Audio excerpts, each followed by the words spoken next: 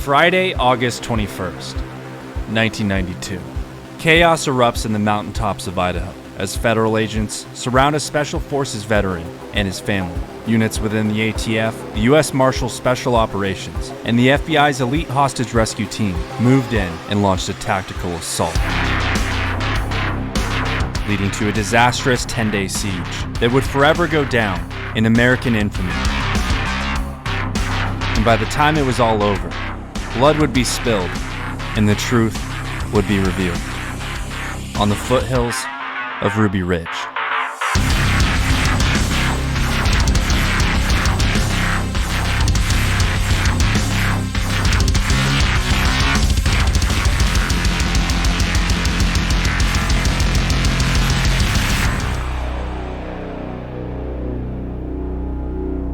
In 1968, 20-year-old Iowa native Randy Weaver enlists in the United States Army during the height of the Vietnam War, serving as a Special Forces Green Beret out of Fort Bragg, North Carolina. And by the summer of 1970, Randy returned to his hometown and would meet his future wife, Vicki Jordanson, while they're on leave. The two wed 1 month after Randy was honorably discharged from the United States Army. And after a short stint at university, Randy dropped out of college and started working at a local John Deere factory, earning a fairly large salary at the time. But soon the couple would begin to harbor more fundamentalist beliefs, believing that the end times were becoming imminent. Subsequently, after reading Hal Lindsey's best-selling book, The Late Great Planet Earth, and soon after, Vicki began having visions of her family surviving a post-apocalyptic world.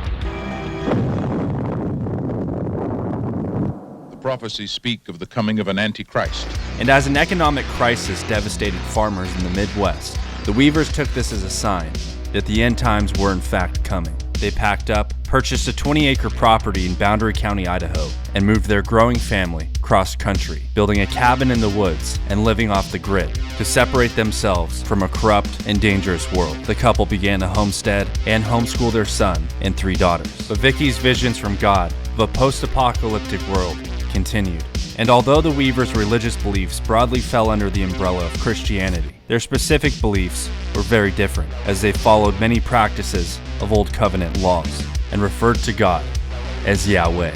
And it's no secret that the Weavers were intoxicated by their beliefs and had completely surrendered to them. They stopped paying taxes to a government they despised and devoted their lives to Yahweh and Yahweh only. By 1988, in an effort to gain influence and spread the word of Yahweh, Randy Weaver decided to make a run for sheriff of Boundary County and began fraternizing within the community to gain voters. The Weavers may or may not have realized at the time they moved to Ruby Ridge that their newfound paradise was located less than 15 miles from an Aryan Nation church, and it wasn't long until the Weavers grew acquainted with its members. Randy Weaver never bought into the message, as he disagreed with the group, even refusing to join. But he did, however, continue to frequent the compound, as its members equally hated the government, were organized doomsday preppers, and potential voters for his run for sheriff.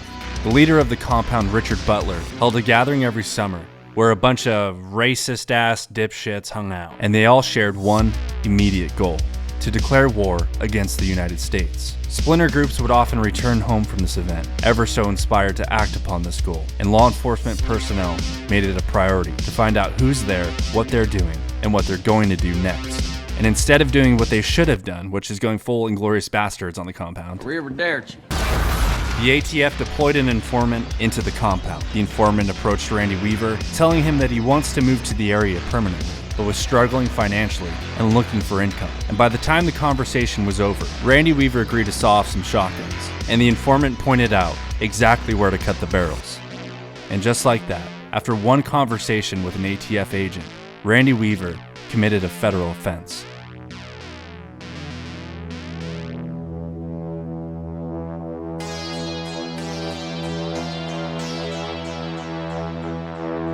By January of 1991, the ATF confronted Randy Weaver, informing him of the crimes he committed, and issued him 2 options. He could either help them by becoming an informant himself or suffer the consequences in jail, and Randy Weaver refused and put up his property on Ruby Ridge to post bail, and he was issued a court date of February 19th. However, the court date was changed to the following day, and by clerical error, pretrial staffers sent Randy Weaver a letter incorrectly citing the date as March 20th, and as a result, Randy missed the hearing and a warrant was issued for his arrest. And because the case was federal, the U.S. Marshals Service were directed to serve it. Cooler heads initially prevailed, as U.S. Marshals allowed Randy Weaver the opportunity to show up in court on March 20th, recognizing the mistake. But on March 14th, the U.S. Attorney's Office sought a grand jury indictment for Weaver's failure to appear. And between the ineptitude of the courts and a premature indictment superseding the Marshals' discretion, Randy Weaver believed he had no chance of a fair trial, and he refused to put his fate into the hands of the government. And by March of 1991, the Weaver family bunkered down and refrained from leaving the property in an effort to avoid Randy's arrest. Days turned to weeks, and weeks turned to months. And as the months had passed, U.S. Marshals grew impatient, as their main objective to grab Randy without incident turned into a political circus. They began to reassess the situation entirely, formulating a threat assessment, classifying Randy Weaver as a dangerous former Special Forces Green Beret turned isolationist, living off the grid with a booby-trapped house and a psychotic wife who claims to have visions from God. The Marshals made the Weavers look more like outcasts than a family. And 17 months later, in September of 1992, the media caught wind of the story of a family of white separatists refusing to be taken alive by authorities in Idaho. And a federal judge ordered authorities to go in and get them. A special operations unit within the U.S. Marshals Service planted surveillance cameras outside the Weaver cabin. The tapes captured the Weaver's activity, and the Marshals became well aware of his wife, children, and friend Kevin Harris, notating that the adults were frequently armed. And on August 21st, two six-man teams of U.S. Marshals wearing woodland camo BDUs approached the Weaver property when they were spotted by Randy's dog, Stryker. 14-year-old Sam Weaver and Randy's friend Kevin Harris rushed toward the barking dog to investigate, and Stryker was shot and killed. And Sam, believing strangers on his property had just killed his dog, opened fire on the men. The Marshals fired back tenfold, and over 20 rounds cracked and echoed through the valley. 14-year-old Sam Weaver was killed, as was U.S. Marshal William Deegan. Word reached back to D.C., but there was little mention of the boy. It was related that a federal agent was killed in a shootout with the Weavers, and no further information was released to the public. And because a federal agent lost his life, the FBI took over, and its elite hostage rescue team responded to Ruby Ridge under the impression that they were entering a stale firefight. And by doing so, they adopted heinous rules of engagement to kill any armed adults on site. Don't mind him. And on August 22nd, Randy and Kevin Harris were walking out of the cabin to visit Sam's body one last time. As they stepped out, a shot rang out, and Randy Weaver fell to the ground as he was struck in the shoulder by an FBI HRT sniper. As the men ran back into the cabin, Vicky stepped out to see what was going on, and while holding her 10-month-old infant, Vicky was struck in the head by the same FBI sniper. And to really understand the totality of the situation, it's important to keep in mind the Weavers didn't even have a phone to speak with negotiators. They had no television to watch the news. They really had no idea who the direct source of violence was. It wasn't until a robot vehicle approached the cabin and announced the presence of law enforcement that they realized there was a presence of law enforcement.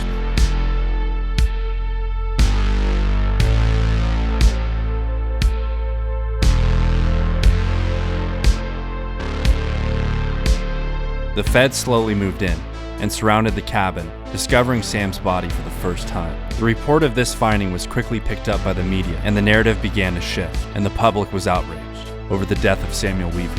Protesters gathered en masse and demanded to know what was really going on at Ruby Ridge. Are you proud of yourself? Are you proud of yourself? Meanwhile, FBI negotiators outside of the cabin barked through a bullhorn, ordering Randy Weaver to surrender. And the teams were so unorganized that negotiators weren't even briefed that Vicky Weaver was killed, and addressed her multiple times through the bullhorn, asking for her compliance, which only infuriated Randy Weaver, who believed the men were actively mocking him. And the 400 federal agents staged outside the perimeter of the cabin dubbed the area Camp Vicky, even hollering that they made blueberry pancakes for her and they'd be waiting outside, as her grieving daughter Sarah Weaver still wept beside her mother. The shit show negotiations would continue until one of Randy Weaver's old Green Beret friends, James Greitz, volunteered to walk into the cabin.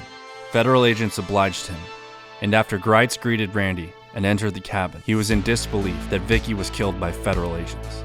He left the cabin and returned with a body bag. Federal agents were stunned, as the majority on the ground had no idea that their own HRT snipers had shot and killed Vicky Weaver.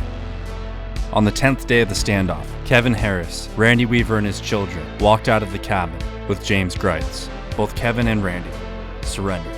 Randy Weaver was taken into custody and charged with a total of 10 crimes connected to the incidents at Ruby Ridge. And 14 months later, while waiting in a jail cell, his trial began.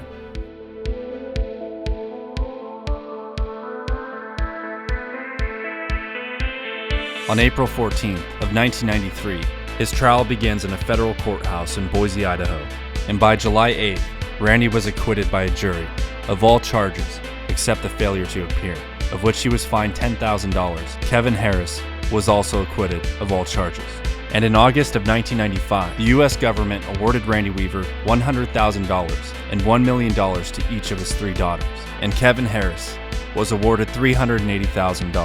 In 1997, Boundary County indicted the FBI HRT sniper, Special Agent Horiuchi, on 1 count of involuntary manslaughter.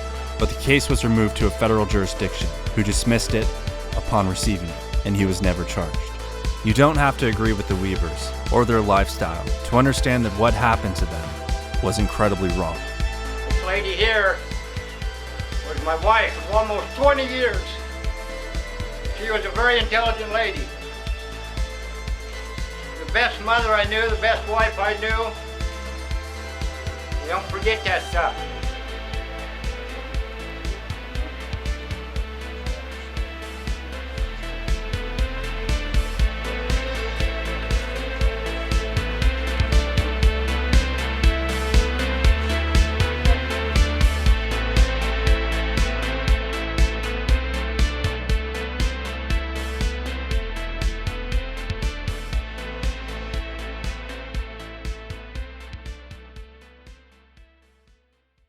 Hey guys, if you enjoyed this video, be sure to hit that subscribe button. There's a lot more mini documentaries in the works, and you don't want to miss them. So make sure you're subscribed, and I'll see you guys in the next video. Thanks for watching. Goodbye.